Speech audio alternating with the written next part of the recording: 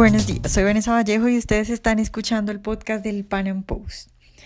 La situación en Venezuela hace ya bastante que es supremamente difícil, sin embargo en estos momentos parece desesperanzadora. Parece que no hay una luz ni una salida para el pueblo venezolano, sobre todo desde que los líderes de la MUD decidieron legitimar a la tiranía y decidieron irse a las elecciones regionales. Las calles de Venezuela están vacías, no se ha vuelto a hablar de movilizaciones ni de marchas. La población civil, la sociedad, el pueblo venezolano está castigado a la MUD y se siente traicionado. En nuestro podcast de hoy hablaremos al respecto con Andrea Rondón. Ella es profesora de la Universidad Católica Andrés Bello, miembro del Comité de Derechos de Propiedad de CEDICE Libertad.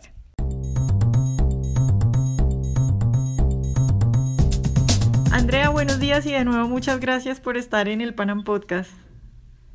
Buenos días y gracias por invitarme. Bueno, Andrea, yo te quiero preguntar, ¿qué ha pasado con las marchas? ¿Qué ha pasado con la protesta, con la movilización en Venezuela? Porque desde que sucedió lo de la constituyente, por lo menos en Colombia y en las noticias internacionales, no se ha vuelto a saber de ninguna movilización. ¿Qué ha sucedido con eso? ¿Cómo están las calles de Venezuela? ¿Qué pasó con la movilización? Hay una ficticia normalidad. Digo ficticia porque venimos a trabajar normalmente, pero digamos con las medidas económicas que se han implementado desde hace más de una década, digamos, estamos sobre una bomba de tiempo. Esto no se sabe cuánto tiempo permanecerá. En cuanto a las protestas masivas que veíamos desde abril, digamos, terminaron. De verdad terminaron. Duró aproximadamente 130 días.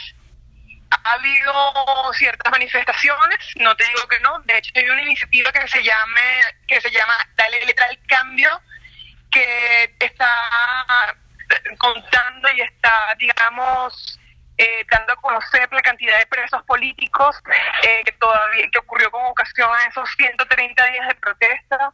Está hablando de los torturados con nombre y apellido, porque si bien las protestas acabaron, los presos políticos siguen detenidos, todavía existen las torturas, se conocen las torturas, eso no se determinaron responsables, digamos, eso continuó.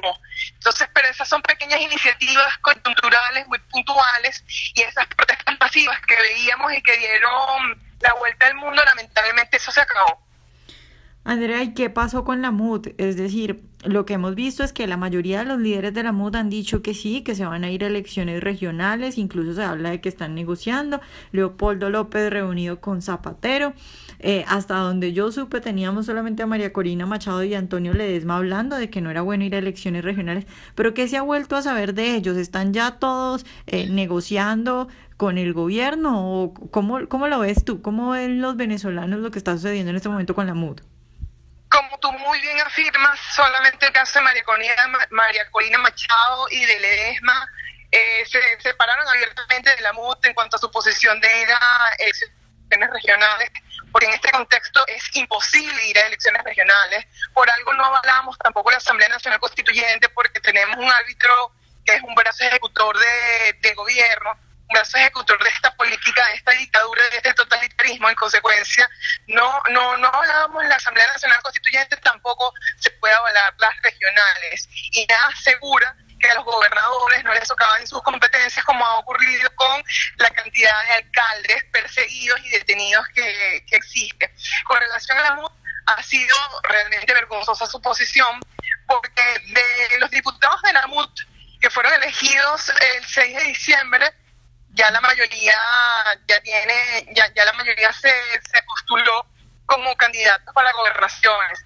Y entonces, si el lema era no abandonemos espacios, han resultado contradictorios porque abandonaron sus curules en la Asamblea Nacional. Y eso el ciudadano promedio, el ciudadano de pie, lo ve y ha hecho una especie de sanción moral. Las convocatorias que ha hecho la MUD, las escasas convocatorias, ha tenido muy poca respuesta. Andrea, respecto a los líderes de la MUD y digamos a los líderes de la Asamblea Nacional, de la oposición, mucha gente se pregunta y mucho debate acerca de por qué jóvenes como por ejemplo Freddy Guevara, que digamos han sido vistos como personas honestas, luchadoras, se vendieron o por qué traicionaron a los venezolanos. Entonces hay quienes dicen, no, pues es que están negociando un pedazo del poder, otros dicen, no, están confundidos.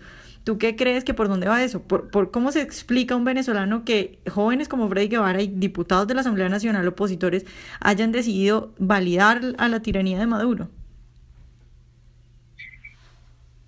Siento, y de verdad hay una percepción al respecto, sientes que hay todavía un interés legítimo en la lucha por el país, en la defensa de los derechos y libertades del país, sin embargo no tiene el suficiente peso político dentro de sus partidos para ir en contra de los líderes visibles de cada partido. Y algo que nosotros siempre hemos denunciado desde hace tiempo, desde la academia, desde las universidades, desde distintos foros, es que no se formaron necesariamente como líderes. Digamos, si bien estaban muy arrojados a la calle, si bien tenían un gran poder de convocatoria, eran más que todo operativos, no lo son. Y al no ser estrategas, al no ser verdaderos líderes políticos, no tienen peso dentro de sus partidos y no tienen la capacidad de ir en contra de esas viejas instituciones como Ramos Alup, tengo que decir nombre y apellido, Ramos Alup, que viene en la regional es una perfecta salida cuando en realidad es tratar de convivir con una dictadura, cosa que sabemos no se puede.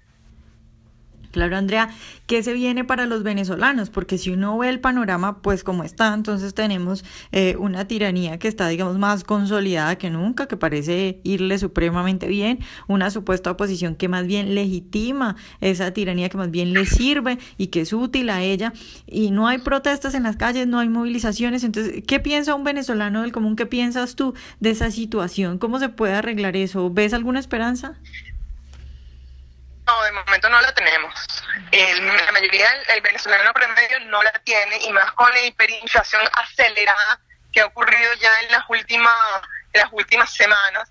Era un proceso que tiene 3-4 años, pero digamos en las últimas semanas los efectos han sido realmente mucho más fuertes, y eso junto con el haberse enfriado en las calles, esa desarticulación de la oposición, porque lamentablemente si bien María Corina y Ledesma han sido muy claros en el mensaje, no tienen el suficiente peso político tampoco para decir abiertamente la oposición es esto. Es lo que decía Gloria Álvarez en una de las entrevistas que le hicieron, y es que ciertamente la mayor parte de la élite política pues no ofrece una respuesta, y María Corina y Ledesma son excepciones dentro de esa élite política. ¿Qué respuesta tenemos? Lamentablemente tratar de sobrevivir nuestro día a día, pero un proyecto sólido de cómo salir de esto, lamentablemente no lo tenemos muy claro, y es por eso es que se ha visto como una migración, un pico migratorio en estos últimos 4 meses de cerca de el Cato Institute reportaba 50.000 venezolanos idos a otros países, y los países más que no hubieses pensado que se podían haber ido. Entonces, digamos, la esperanza nula. Es un panorama muy desolador para el venezolano promedio en la circunstancia en la que se encuentre, porque la dictadura afecta a todos los niveles. Claro, Andrea, te quería preguntar, ¿tú crees que pronto se va a ver alguna solución? ¿Tú crees que qué es lo que va a seguir para Venezuela? ¿Crees que van a surgir nuevos líderes? ¿O simplemente crees que ya Venezuela está tomada por Cuba y que ya simplemente va a ser como Cuba hasta quién sabe cuándo? Bueno, siendo una venezolana que no tiene previsto irse del país, yo quiero confiar que tenemos algo distinto, y yo quiero confiar que en el corto plazo el resto de la oposición verá la claridad de las ideas y el mensaje de María Corina Machado, de Antonio Ledesma, que definitivamente las elecciones no son una opción, y que nuevamente se va a abrir una situación de crisis que nos lleve otra vez a calle. Obviamente las calles solas no nos llevarán fuera de esto, no nos harán salir de este totalitarismo que además ya tiene instalado cerca de 2 décadas.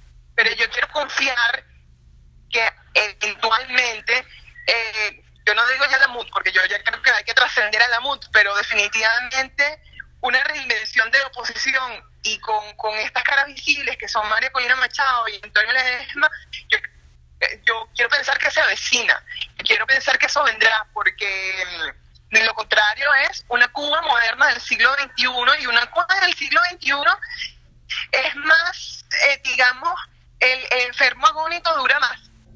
Tienes más herramientas para sobrellevarlo más, lo cual es más peligroso todavía.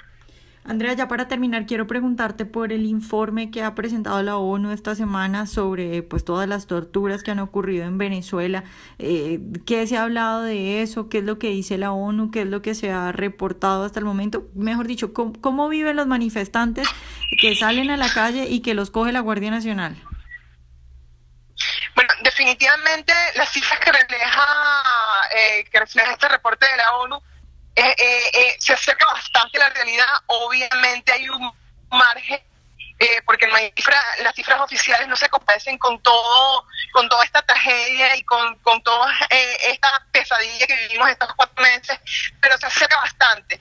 Tal vez pudieran haber hecho un poco más de hincapié en las violaciones a la propiedad privada, que fueron de los derechos más abiertamente violados en estos 4 meses, y por una razón muy sencilla: nuestra primera propiedad es nuestro cuerpo, y la propiedad privada te hace independiente frente al Estado, te da la posibilidad de reclamar abiertamente contra el Estado, te da herramientas todavía de actuar contra el Estado cuando las demás instituciones están abiertamente secuestradas. Entonces, eso tal vez echamos un poco de menos ese tema de las dantescas violaciones a la propiedad privada, de las violaciones a la intimidad, a los hogares, a las residencias. Esto nunca se había visto en estos 20 años, no se había visto de una forma tan sistemática, tan constante, tan diaria en estos 130 días, a cualquier hora, en sitios emblemáticos de Caracas, El Paraíso, La Candelaria.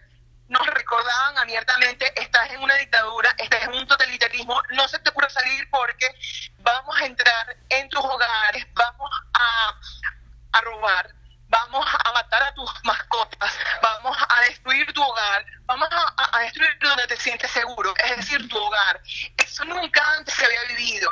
El socialismo ataca la propiedad privada para convertirte en esclavo, pero cuando ya ese socialismo muta a un totalitarismo, ataca la propiedad privada para aniquilarte como persona, para destruirte, para matarte. No ya para hacerte un siervo, un esclavo, sino para matarte. Y eso es lo que vimos en estos 4 meses, al atacar la propiedad privada y las libertades económicas, como se hizo.